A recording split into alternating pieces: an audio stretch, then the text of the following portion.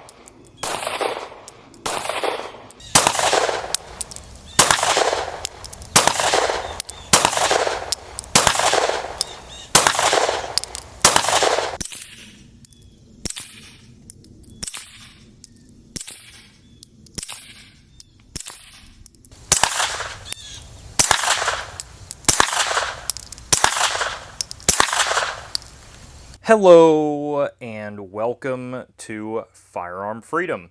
This is going to be another First Impressions video. In today's First Impressions video, we are looking at the AB F-4L suppressor. And before we get this video started, I just wanted to give a huge shout out to this video's sponsor. This video's sponsor is actually going to be Lingle Industries. This is an awesome partnership that I'm super excited about because not only is the owner of Lingle Industries a very good friend of mine, but it is also a PA-based company, and I love supporting fellow PA-based businesses. Lingle Industries makes a wide variety of accessories for really nice guns, specifically B&Ts, SCARs, and Strybogs are primarily what they do, but they have a wide variety of other accessories as well. It gives you the ability to run standard magazines that are a little bit easier to find, like Scorpion magazines and Strybogs and B&Ts, and it also allows you to have standard fire control units as well. On top of that, Lingle Industries is also throwing in a code for you guys that is going to be FF15, and that's going to save you 15%.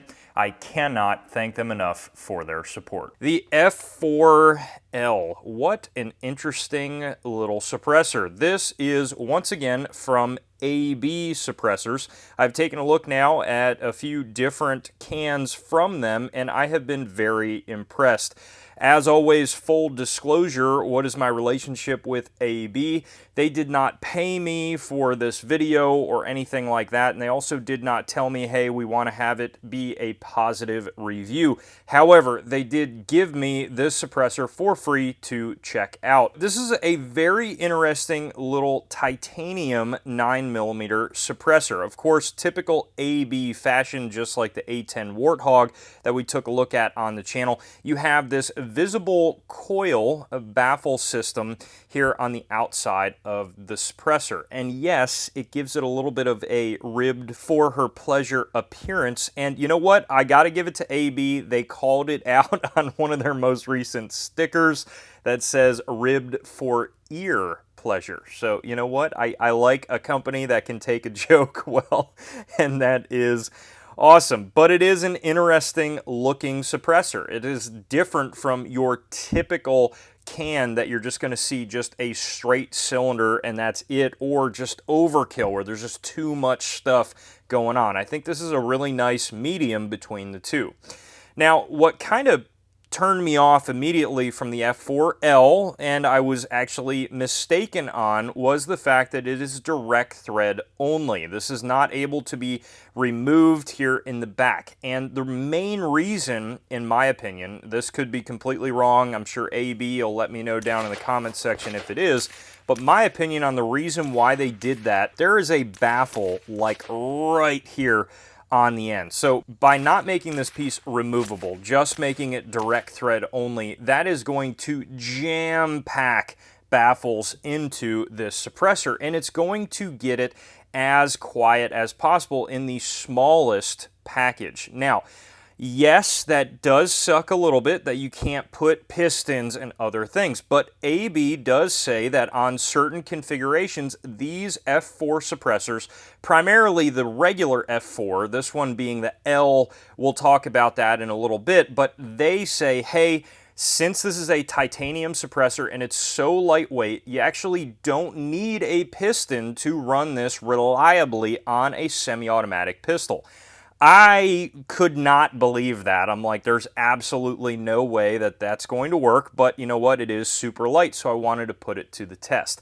Now, this is primarily designed as a super lightweight pistol caliber carbine suppressor, and I think in that role, direct thread, although I have a die-hard love for tri-lug, is really not the end of the world. Did this thing run reliably on a semi-automatic pistol? The test bed pistol that I had for this particular video was my VP9. Why did I choose the VP9? Well, it has been one of the few pistols that I have that has been 100% reliable in running suppressed. And I wanted to use that test bed particularly because I knew that if there were any reliability issues, it was probably tied to the suppressor. Now, I had flat nose 147 grain subsonic ammunition out with me that day, and then I also had 115 grain ammo out with me as well.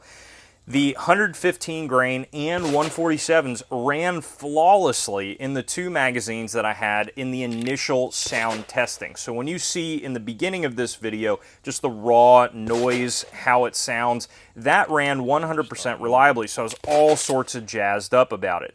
Then in practical shooting with the suppressor, when there was more movement going on, the pistol was being transitioned from target to target, and you had just a little bit more going on, the 147s chose to not work at all. Now, I don't know if this was particularly because the barrel just had a little bit more weight on it, and maybe that was enough with that flat nose ammunition to cause issues, or if the movement prompted the barrel to just not want to cooperate more rather than just standing still and just shooting straight forward. There's a few different things that could have been going on there. However, when I put in the magazine with the 115s, it ran flawlessly. No problems again, no matter what movements that I did. So it appears that yes, this absolutely can run on semi-automatic pistols, but I would say it's going to be dependent on that particular pistol and the ammunition that you are using. I would imagine you would have even less of a picky situation if you had the regular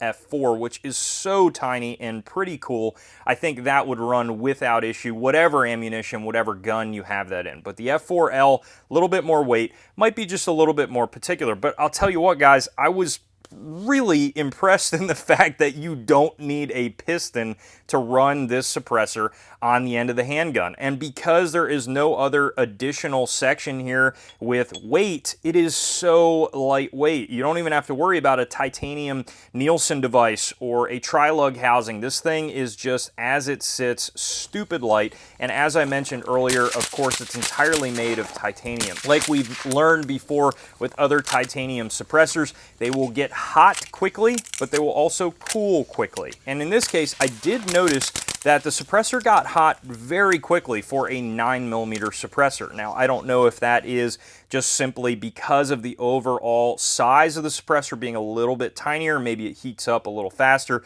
but I noticed that in running it on my SP5, which is kind of like my PCC test bed for 9mm cans, because it's a great suppressor host, I found that doing mag dumps or just quick firing on that, again, it got very hot. But what I love about titanium is as much as it heats quickly, it also cools very quickly. And that's exactly what I noticed at the range. In just a few minutes, it was already cool to the touch. So it's just something to note. This is going to be a little bit more particular. You are just looking at running 9mm through this or 300 blackout subsonic. Of course, 380, 32 ACP, those things would also be fine. I was completely wrong in my last video on the Warthog in saying that the front cap was completely welded into the suppressor. That is actually not correct. Thank you, AEB, for letting me know down in the comments section, but this is just rock set into place. So they do make a tool that you can remove this front cap. At the moment, I don't know that AEB has any other additional front caps that you can get for these suppressors, but it's just something to note in the future that will allow you to put a different front cap on there if you want to. How did it sound at the range. AB has such an interesting design with their baffles, and I absolutely love it. I know the guys at the shop that I work at, the FF Pocket Gunsmith, and other buddies that I have that are really into just kind of the machining and engineering aspect of suppressors get all kinds of amped up with this can just because of the way that the baffles are designed. For me, in my very, very, very much dumbed down version, I just look at how it sounds at the range, and it sounds pretty freaking good. I had absolutely no complaints on the SP5 with 147s. It is, of course, laughably quiet. Tone on the PCC was noticeably a little bit higher pitched than other cans that I've tried out there on the market, but I think any titanium can is typically gonna outperform a steel can, not always, but typically in the way that it sounds at the range. And I think that was the case here. Again, I just noticed an interesting, slightly higher pitch, and I am nitpicking here, when I was trying it on the SP5 and 147s, but we're talking like nothing. I mean, it was still incredibly quiet. Of course, with 115s, it's going to be breaking that supersonic barrier, so they're going to be very loud downrange. But I gotta say, with 115s at the shooter's ear, I did not feel on the SP5 like I really needed to put hearing protection on. So that either means my tinnitus is getting worse and I am losing my hearing more and more, or this is actually a pretty good suppressor. I was very shocked at how good it sounded on my VP9. I was kind of interesting because I was viewing this as completely a subgun specific suppressor, and I was kind of blown away in the fact that I actually preferred it more on the handgun, and I thought it really excelled in how quiet it was on a handgun, and that was excellent. I loved that about this suppressor. Coming in at sub $600 sometimes, depending on where you're getting at. Definitely across the board, you're looking at probably sub $700. I think AB is going to once again knock it out of the park with this F-4L. That is going to wrap up this first impressions video. If you guys have any other questions about this can or anything else on the channel, please throw them down below in the comments section, and you guys know I absolutely will get back to you. While you're down there, head up to the description for the links to support the channel, and as always, stay tuned for more great videos coming soon.